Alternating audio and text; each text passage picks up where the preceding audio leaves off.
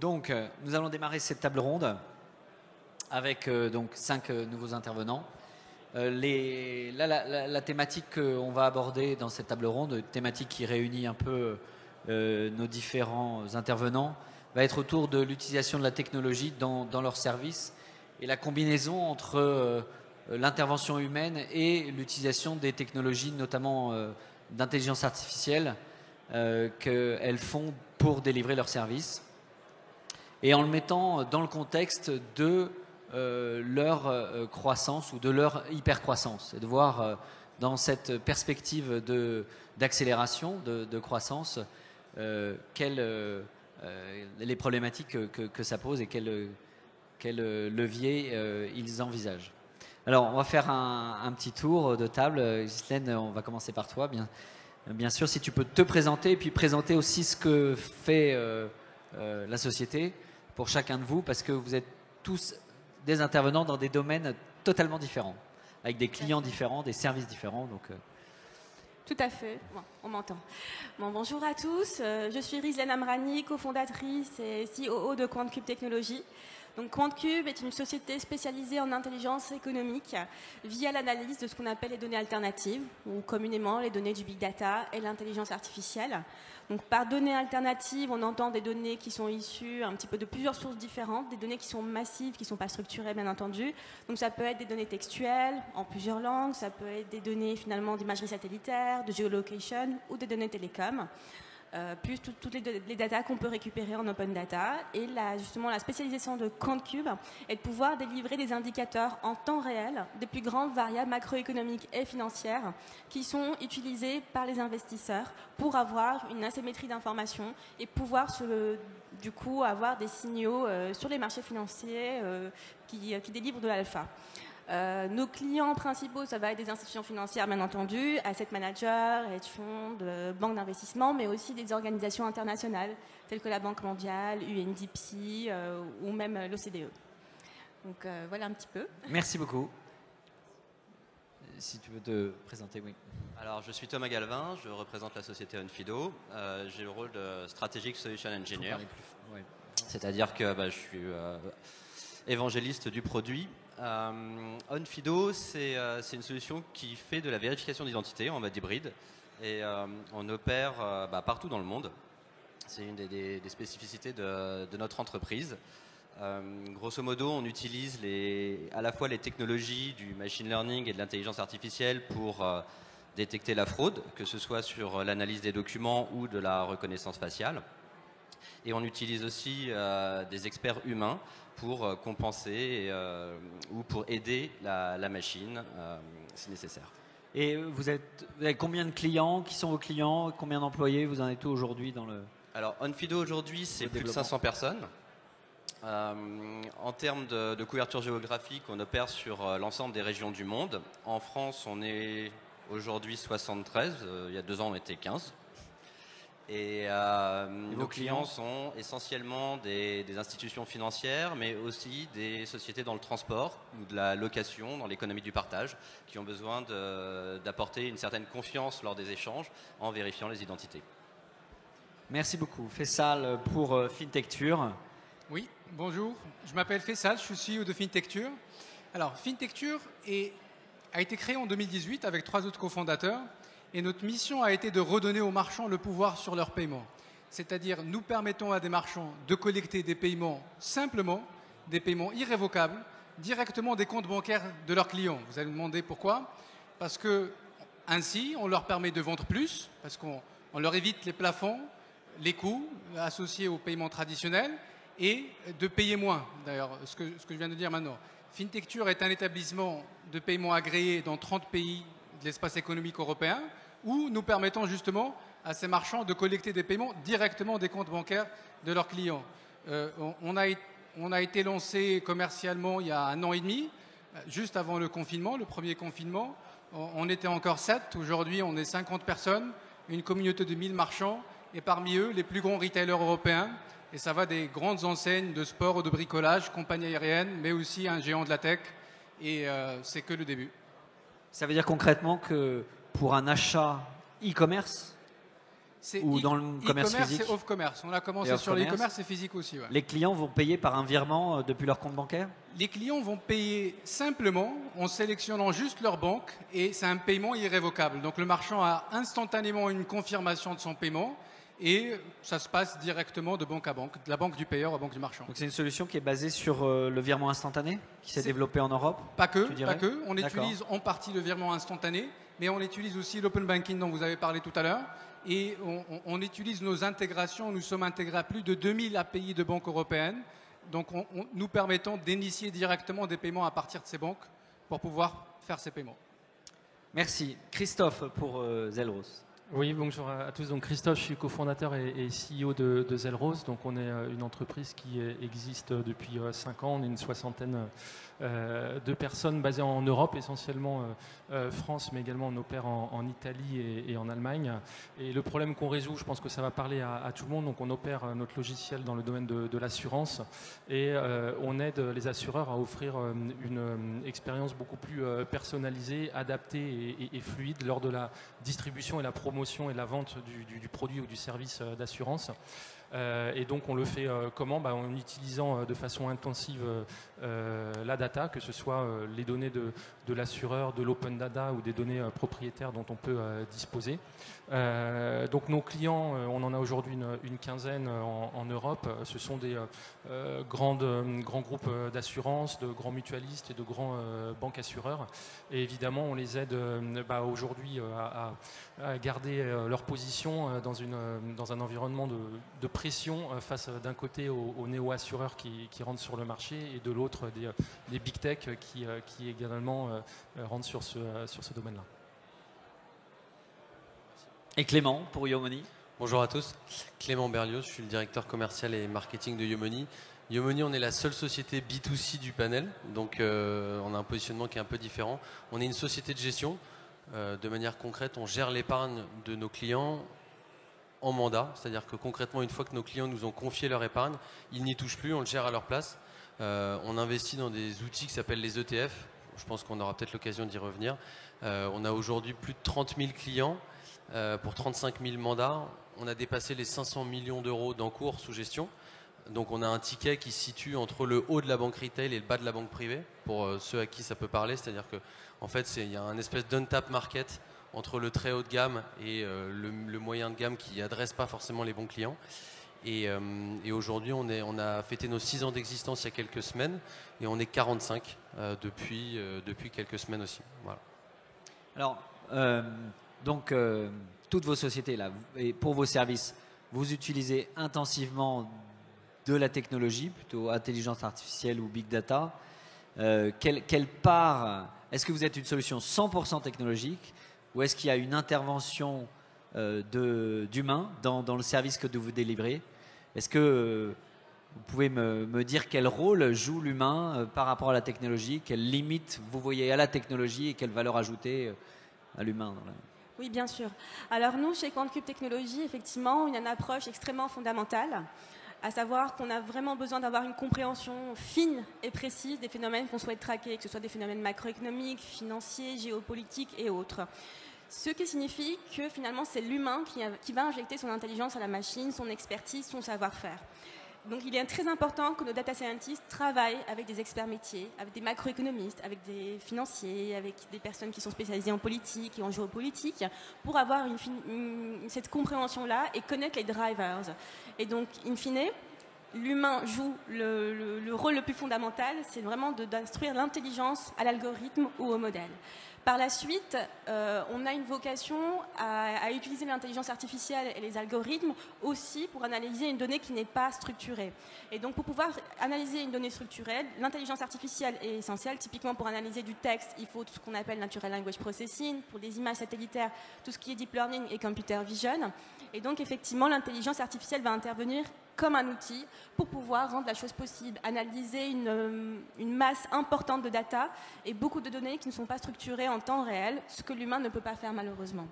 Par la suite, on a une approche aussi de systématisation, à savoir qu'à partir du moment où on a développé nos premiers modèles sur un pays ou sur un secteur ou une asset class, on a la vocation de le systématiser de la manière la plus large possible et d'avoir le coverage sectoriel des pays le plus important.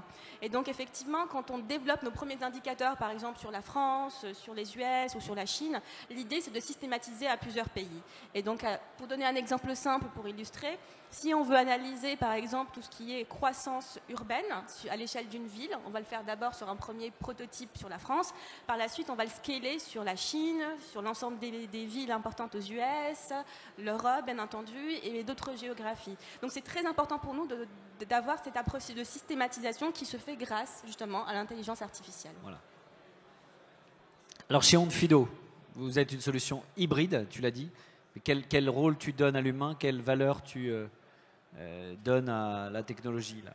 Alors c'est assez intéressant parce que dans nos métiers, techniquement ce qu'on fait, c'est qu'on vérifie on contrôle la fraude sur des documents ou sur de la similarité faciale. Donc d'un côté, par exemple sur la similarité faciale, les machines sont vraiment meilleures que les humains pour reconnaître deux visages. Sur les documents, elles sont très très bonnes pour extraire, pour détecter des patterns, mais en fait, quand on utilise le machine learning et l'intelligence artificielle, il faut qu'on définisse des seuils. Le seuil, c'est soit on laisse la machine très restrictive, ce qui fait qu'elle va, par exemple, attraper des fraudeurs, mais aussi attraper des personnes légitimes, soit on la laisse très laxiste, et dans ces cas-là, elle va laisser passer plus de gens, mais aussi des fraudeurs. Avec un modèle hybride, on arrive à mettre en place le meilleur des deux mondes, c'est-à-dire qu'on peut rendre la machine très restrictive et utiliser les humains pour faire de la levée de doute. Après, il y a un autre point assez essentiel dans nos métiers, c'est que nativement et naturellement, les algorithmes d'intelligence artificielle vont créer des biais ethniques, par exemple. Et c'est très important de laisser dans la boucle en permanence des humains pour pouvoir contrôler ce que fait la machine et essayer de minimiser au maximum ces biais. Donc on crée avec ce type de modèle hybride humain et machine des modèles vertueux où la machine rend les humains plus efficaces finalement et les humains vont permettre de corriger les biais de la machine. Là, je voudrais poser la question à Yomoni, donc d'apporter des conseils en investissement à des particuliers. Là, l'utilisation de la technologie, l'utilisation du conseiller, il doit y avoir des humains qui conseillent, j'imagine, les clients. Ouais, alors nous, c'est un sujet qui est hyper central pour nous. On est des grands partisans de la cohabitation assez vertueuse entre l'homme et la machine. En fait, on utilise la machine pour sortir les biais, c'est-à-dire que quand vous faites votre simulation de vos investissements, c'est nos algorithmes qui répondent, nos algorithmes sont apprenants, et donc vous font la bonne recommandation en fonction de vos connaissances financières, vos ambitions personnelles, vos revenus, etc. Et donc là, il n'y a pas d'humain. Et en fait, c'est pour éviter le désalignement entre le besoin du client et la vente du conseiller. Ce qu'on peut voir dans l'industrie, enfin dans de nombreuses industries, mais en particulier dans l'industrie bancaire et financière. Et après, nous, sur nos produits financiers, on a créé tout un tas d'outils, des algorithmes qui traquent les écarts de performance, mais il y a toujours un humain qui passe l'ordre derrière. C'est-à-dire que c'est très important pour nous d'avoir des outils plus performants que les humains pour le calcul. En revanche, l'ordre reste à la main de l'homme, puisqu'en fait, on gère l'épargne d'humain in fine. Donc on pense qu'il faut de l'humain derrière pour faire la force et le bon équilibre et apporter le plus de performance à nos clients. Alors chez Zelros, il y a également le même sujet dans la distribution d'assurance. Tout le monde comprend, et depuis le Covid, qu'il y a eu une forte accélération de la distribution complètement dématérialisée, sans humains dans la boucle. Mais ce qui est intéressant de voir, c'est que cette tendance, elle n'est pas irréversible, et on voit que même les néo-assureurs complètement digitaux cherchent aussi à des leviers de croissance au travers de réseaux physiques, au travers de réseaux de courtage. Donc évidemment, technologie ou humain, la réponse est les deux. Et les organisations gagnantes de demain probablement seront celles qui maîtrisent les deux. C'est pour ça qu'on parle, nous, de conseillers augmentés ou d'agents augmentés, c'est-à-dire effectivement accélérer la prise de décision et le tout apprenant, mais également favoriser l'intelligence situationnelle, d'autant plus dans la distribution d'un produit d'assurance qui est au fond un produit également personnalisé, un produit d'équité et un produit qui n'est pas comme les autres. Alors vous, typiquement chez Zelros, qu'est-ce que vous demandez à au conseiller ou à l'opérateur humain, et quelles compétences Alors, vous avez besoin? Ce qu'on va chercher, et par exemple dans le courtage, il y a un vieillissement de la population du courtage, donc il y a un gros enjeu de recrutement de nouvelles générations pour ce métier. Et les nouvelles générations, ce qui les intéresse, c'est le lien humain, c'est l'entrepreneuriat, et c'est moins la technique ou l'art ou le savoir-faire détaillé des principes de l'assurance. Donc nous, en fait, on va venir combler ce manque. Concrètement, notre solution va recommander des produits, des options, des argumentaires personnalisés, des mises en situation, de façon à ce que ensuite le conseiller puisse faire son travail d'empathie et d'explication. Donc on a aussi un enjeu à jouer dans ce renouvellement générationnel des courtiers dans 20 ans qui ne seront pas du tout similaires à ceux d'il y a 20 ans. Alors, chez FinTecture, est-ce que cette question fait du sens? C'est un sujet intéressant et j'aimerais bien donner un peu de contexte avant de répondre à cette question. Nous nous attaquons à un marché de 130 trillions de dollars de volume de paiement, donc 1300 milliards de dollars de volume de paiement dans le monde. Et d'ailleurs, ce n'est pas les cartes aujourd'hui par lesquelles passent ces paiements, passent majoritairement par des virements traditionnels, des chèques et des éléments complètement anciens, on va dire, et très difficiles à réconcilier. Donc il y a à la fois un travail de taille de marché et de difficulté de réconciliation à chaque fois, de compréhension, de connaissance et d'adaptation à chaque fois. Donc on est obligé d'avoir, et d'ailleurs FinTecture depuis 1 an et demi double chaque 2 mois. Et parce que le marché, comme vous le voyez... Double en effectif? Double en volume d'activité chaque 2 mois, et on cible un doublement mensuel, puis un triplement mensuel dans les prochains mois. Parce que le marché est immense. Donc quand on va aussi vite sur des chemins aussi loin, on est obligé d'être assisté. Donc moi, le débat machine-homme, je n'y adhère pas beaucoup. C'est plutôt un homme augmenté par une machine. C'est comme si, c'est quoi la machine? C'est un outil. Et comme aujourd'hui, vous prenez votre voiture pour aller un trajet de 50 km et vous y allez à pied, quand vous allez faire vos courses en bas de chez vous. Donc c'est exactement ce qu'on fait aujourd'hui. Si on veut aller loin, on est obligé d'être augmenté comme humain, assisté avec des outils qu'on appelle machines, algorithmes. Tout ça, ce sont des outils qui nous permettent d'aller aussi vite sur un marché aussi gros. Alors, dans votre perspective d'hypercroissance, d'abord, vous me direz si vous êtes en phase de scale-up ou si vous avez déjà atteint cette hypothèse de croissance. Quelle problématique pose cette accélération de la croissance dans vos entreprises, compte tenu de votre service, de votre modèle? Alors, nous, au sein de QuantCube Technologies, on est en pleine phase de scale-up actuellement. Donc, on est vraiment en plein dedans. Tous ces sujets, ces challenges, ces risques, ces enjeux liés à l'hypercroissance et au scale-up, on est en train de les traiter aujourd'hui, justement. Donc, pour rappel, nos actionnaires historiques sont Moody's et Five Capital, qui est issu de la CDC International Capital. Donc, eux nous aident énormément sur cette phase de scale-up. Pourquoi je les mentionne? Tout simplement parce que dans cette stratégie-là, on a mis en place une stratégie de partenariat pour maximiser les effets du scale-up et pour pouvoir prendre le marché le plus vite possible, notamment avec Moody's à bord. C'est vrai que pour nous, le marché américain est un marché très très important. Donc c'est un marché qui est prioritaire aujourd'hui. Marché américain. Tout à fait. Et donc c'est là où on a l'essentiel de notre clientèle. On a de très très beaux noms dans notre portefeuille client aujourd'hui et il est très important pour nous d'aller encore plus vite sur les US et sur l'Amérique du Nord. Et donc ce qu'on est en train de faire, notamment grâce à Moody's aussi et puis à d'autres partenaires, c'est d'avoir vraiment tout un portefeuille large de partenariats au niveau de toutes les couches de valeur au sein de la société. Que ce soit sur la partie data, sur la distribution du produit, que ce soit sur la partie R&D, ce qui donne des effets en fait de démultiplicateur à notre capacité à aller chercher le marché et avoir cette belle assise en tant que référent dans tout ce qui est intelligence économique et data pour les institutions financières. Donc ça, c'est vraiment une partie très importante pour nous en termes de stratégie de scaling.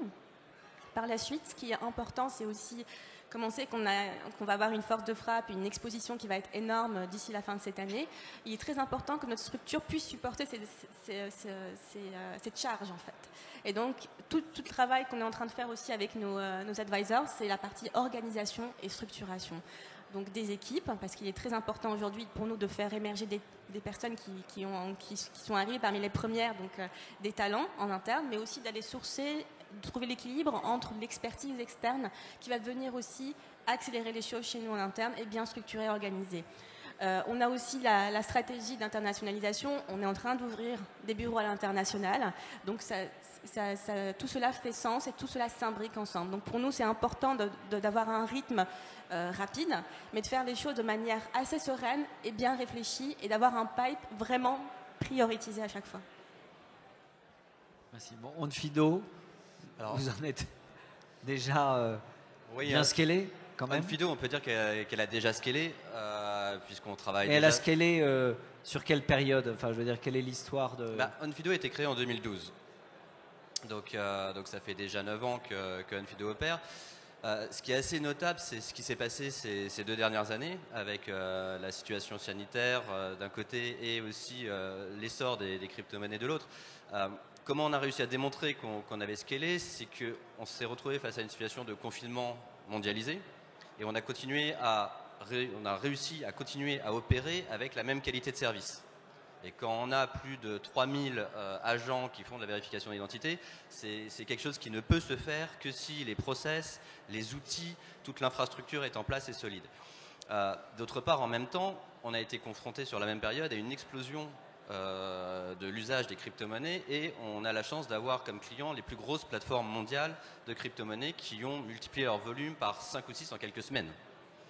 Donc pareil, c'est vraiment quelque chose qui a été structurant d'avoir fait ce travail, d'être capable de passer à l'échelle très très vite. On a pu en 6 mois multiplier par 3 le nombre d'agents de vérification par exemple. D'autre part, on est maintenant nous là pour aider les différentes entreprises à les aider à scaler. On a vraiment une force et une capacité à fournir une qualité de service qui permettent d'opérer des très forts volumes, de supporter les pics de charge et aussi de couvrir l'intégralité des marchés puisqu'on opère partout. Et quelle leçon tu tires de cette phase de scale-up que vous avez vécue? Quelle bonne pratique, quel facteur clé de succès tu pourrais transmettre? Comme l'a dit Ghislaine, il faut vraiment avoir les bons process en place et que ce soit des process qui soient applicables partout. Et je pense qu'un des éléments qui est intéressant chez Onfido, c'est cette culture internationale. On a par exemple en France plus de 8 nationalités différentes dans l'équipe. Et le fait d'avoir cette culture internationale fait finalement on se concentre autour de la culture de l'entreprise et moins de sa culture nationale. Donc on est presque by design prêt à opérer partout. Et ça c'est quelque chose je pense qui est profondément inscrit dans notre entreprise et qui est un des facteurs de succès. Ça, c'est sûr. Et la langue en France, c'est l'anglais partout, y compris dans les... Oui, clairement, oui. Ouais. Je confirme tout à fait. Nous, c'est pareil. Le fait d'avoir une diversité culturelle, on a plus de 13 nationalités nous différentes en interne, on parle plus de 15 langues différentes. Et c'est vrai, ça crée un socle culturel propre. Et donc, c'est très facile par la suite d'avoir un mindset hyper global et d'aller chercher l'international très rapidement. Donc, la diversité culturelle, en plus de la diversité, bien entendu, de genre, est essentielle dans des structures qui cherchent le scaling. Au début. Je trouve ça très intéressant, moi. Alors, je vais être obligé de me dire le contraire. Nous, on a une vision très très domestique pour le moment. Enfin, à très court terme, on a une vision assez domestique. Aujourd'hui, nous, je vous disais, on a un peu plus de 500 millions d'encours et un peu plus de 30 000 clients. Et on vise à 2 ans de dépasser le milliard et les 100 000 clients. Donc nous, on a un sujet aujourd'hui dans le scale, c'est maintenant. On entre dans la phase de scale. Et la question qu'on se pose, c'est comment on répartit nos investissements entre la tech, donc recruter des devs, la tech type des outils type Onfido qui pourraient nous aider à faciliter dans les phases de KYC, de contrôle, et en même temps recruter des sales, puisque le scale par définition c'est quand même avoir un volume de business qui montre que notre activité elle peut passer d'un petit modèle à un gros modèle. Et donc nous on a toutes ces questions là et je pense que la manière dont je te rejoins sur ce que tu disais tout à l'heure, la machine n'est que log augmenté entre guillemets, donc c'est toujours un espèce d'équilibre à trouver entre avoir une plateforme qui est suffisamment solide. Aujourd'hui, nous on a 30 000 clients. Le jour où on aura 100 000, notre plateforme ne ressemblera pas à celle qu'elle est aujourd'hui. Mais enfin, visuellement, elle y ressemblera probablement. Mais dans les faits et en architecture, ce ne sera pas exactement le même sujet. Donc je pense que nous, on n'a pas de prétention à dire comment se passe le scale. Mais en tout cas, ce qu'on sait, c'est que on devra aligner un peu les recrutements Et puis effectivement, il y a un sujet de culture. Nous, on est remote first, c'est-à-dire qu'on permet à nos salariés de travailler où ils le souhaitent en France et à venir au bureau. Enfin, on n'a que 4 team time annuels, donc où toute la boîte se retrouve. Donc nous, on a un sujet de culture, et là, c'est vrai qu'il y a des exemples très intéressants à côté de ceux qui l'ont fait. Quand on est 40 et qu'on se connaît bien, et qu'on est aux 4 coins de la France, ça fonctionne. Quand on sera 150, on aura d'autres choses à construire et à créer d'ici là pour solidifier ce socle. Alors nous, chez Zelrose, clairement aussi, on est au début de la phase de scale. On a fait une levée de fonds il y a quelques mois, donc voilà, on a les moyens d'accélérer. Clairement, un enjeu aujourd'hui, c'est un enjeu de process et d'équipe. Donc je rejoins, oui, la multiculturalité, effectivement, aide à s'obliger à faire ces process. Nous, en plus, là, on a un nouveau sujet qui est celui de différentes time zones. Donc on commence à avoir des time zones, en particulier avec les États-Unis, où on commence à comprendre qu'on a une fenêtre de 2 heures à 4 heures par jour pour pouvoir interagir avec nos collègues. Donc ça pose des nouveaux sujets. Et puis l'onboarding, voilà, des nouveaux, comment faire que les nouveaux en quelques mois montent en compétences avec la même compétence que nos salariés historiques qui sont là depuis 4 ans. Zelrose, vous êtes avec quelle empreinte géographique Alors, aujourd'hui en fait, on est Europe, et puis on a 4 personnes, dont un des cofondateurs, mon associé, au Canada, et une personne également à Seattle, voilà, qui est la time zone la plus éloignée. C'est intéressant cette idée d'avoir déjà des équipes multiculturelles au départ dans Oui, on l'a fait très tôt. Alors même le multiculturalisme, on l'a même vu à notre première levée de fonds. On avait voulu avoir un investisseur étranger également, qu'on avait choisi allemand. Dès le début, la langue anglaise qu'on pratique, parce qu'il y a des non-francophones chez nous dans nos bureaux à Paris. Donc cette nécessité de tout documenter effectivement dans une langue que tout le monde comprend. Donc voilà, des enjeux surtout humains en définitive aujourd'hui. Alors, il y a 2 parties, je pense, la partie scale-up et la partie défi. Je sais qu'on est sur la scène scale-up, mais j'avoue que je ne sais pas trop ce que ça veut dire. Mais ce que j'ai compris, c'est qu'une question de croissance. Pour moi, comme je vous disais tout à l'heure, le marché est énorme, donc il faut maintenir un très haut niveau de croissance. Et si passer le stage de scale-up veut dire réduire la croissance, j'espère qu'on restera scale-up pendant très longtemps. Et sur la partie défi, je pense que, d'ailleurs, je reviens à votre question précédente. Je pense que le plus grand défi qu'on doit tous avoir, et d'ailleurs on l'a tous un peu dit de manière différente, c'est l'humain. Quand je dis l'humain, c'est pas des recrutements, c'est pas des personnes à additionner, c'est vraiment comment on crée cet écosystème qui peut nous permettre d'aller plus loin, de créer ces outils, ces machines dont on a parlé tout à l'heure, et de continuer à deliver ou à produire sur notre mission. Vous avez aussi parlé de mixité d'équipe. Déjà, nous, on est 4 cofondateurs. Il y a 4 nationalités différentes dans les 4 cofondateurs. Et dans notre équipe aussi, il y a une dizaine de nationalités. Bon, on ne s'empêche pas de parler en français quand on peut, mais on essaie de parler le dénominateur commun qui se comprend le plus. Et le plus souvent, ça peut être l'anglais. Mais dans une ambition de conquérir un marché mondial, on se doit d'être une équipe internationale et trouver des solutions, comme tu l'as dit tout à l'heure, de travailler à distance ensemble, parce que si on doit grossir juste sur un petit cercle géographique restreint, nos ambitions resteront restreintes et à ce cercle-là. Très bien. Est-ce qu'il y a des choses, des messages particuliers que vous voudriez passer à l'occasion du salon à l'auditoire, mais qui concernent votre entreprise et qu'on n'aurait pas évoqué? Je pense qu'on est tous d'accord. On a parlé de beaucoup de choses, de techno, d'algo, de IA, mais finalement l'humain c'est la base. Donc je pense qu'on est tous d'accord ici pour dire que si nos startups aujourd'hui rencontrent le succès qu'elles rencontrent actuellement et ont les ambitions internationales que nous avons, c'est grâce à nos équipes. Donc on les bichonne. On a vraiment envie que nos talents et que nos équipes en tout cas évoluent au même rythme de l'évolution de notre business, aux mêmes ambitions de notre croissance. Et bien entendu, le fait de scaler l'international, d'aller à l'international, ne nous empêche pas du tout d'enrichir le socle académique ici en France. Moi, j'y suis beaucoup attachée. Je pense qu'on a des talents en data science en France qui sont juste incroyables, parmi les meilleurs au monde.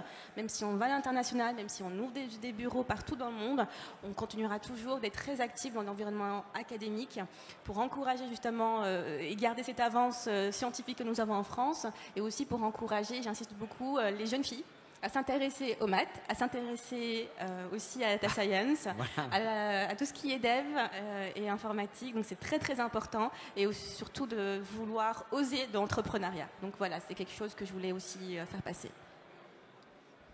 Et un petit mot aussi sur l'environnement économique en France comment vous le jugez? Favorable, pas favorable? Est-ce qu'il y a des freins que vous imaginez? Avant de répondre à votre question, je vais parler aussi de partager quelques éléments sur le scale-up. Mais si on a réussi le bon mix entre technologie et humain, le bon mix multiculturel dans l'équipe, à la fin, une fois qu'on a atteint une certaine taille, le vrai challenge, c'est de continuer à proposer la meilleure qualité de service à nos clients finaux. Pour nous, ce sont les utilisateurs finaux. Et c'est là où on voit vraiment la réussite du projet. Si on arrive à grossir tout en gardant son identité et en proposant la même qualité de service, c'est que le modèle fonctionne. Et c'est clairement pas quelque chose de simple, c'est beaucoup de remise en cause en permanence. Mais il n'y a que comme ça qu'on arrive à la fois à servir et à aider des scale-up, des fintech à grossir, mais aussi à servir des grandes banques ou des grands acteurs installés qui ont besoin de nous. Et voilà, c'était vraiment le point, la qualité de service, c'est vraiment un élément essentiel. Après, sur l'environnement en France, est plutôt positif. On voit qu'il y a de l'attractivité, que le marché se développe, qu'il y a beaucoup d'ambition, beaucoup de nouvelles sociétés qui se créent. Après, il y a des freins culturels. Clairement, les choses prennent peut-être un petit peu plus de temps en France que dans d'autres cultures ou d'autres régions. Mais je pense qu'il y a encore plein de choses à faire et ça va dans le très bon sens. Ça me donne une transition par rapport à l'environnement, parce que c'est justement ce dont j'allais parler, mais pas en France, mais l'environnement global du monde de la tech en ce moment. Et vu qu'il y a beaucoup d'entrepreneurs dans la salle, ça fait 10 ans que je suis entrepreneur et je pense qu'on est en train de vivre une époque formidable. Je pense qu'on est en train de vivre une époque qui nous permet de réaliser nos rêves, qui nous permet d'aller le plus loin possible, et on doit se sentir privilégié de faire ce qu'on fait aujourd'hui. Parce que je pense que ça ne va pas durer très longtemps. Donc j'encourage tous mes camarades de se donner à fond, d'aller le plus loin possible, de perdre ou de gagner, mais le faire avec panache. Je sens que ça va être le tour du mot de la fin, avec ces envolées lyriques. Un petit mot sur l'écosystème. Effectivement, je pense qu'on a tous vécu de plein fouet la crise Covid avec ses interrogations les premières semaines. En tout cas, nous, Zelros, on a été énormément soutenus par différentes aides, par différents dispositifs mis en place quand même très rapidement pour un événement qui était quand même pas attendu maintenant et avec peu de retour d'expérience. Et je pense que ça a vraiment aidé tout le monde à garder la confiance et à voir le bout du tunnel. Et la sortie du tunnel, je partage, se présente plutôt très bien en effet. Alors Clément, ça sera le mot de la fin. Là, je vais vraiment conclure sur une belle note. Non, mais nous, on est dans un métier extrêmement réglementé. Enfin, la gestion d'actifs, on ploie sous le réglementaire et sous la conformité.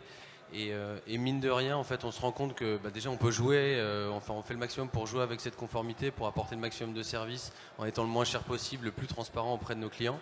Je pense qu'on vit quand même dans un monde où politiquement, structurellement, du point de vue des infrastructures, qui permet l'entrepreneuriat, qui permet le recrutement, qui permet le développement de boîtes.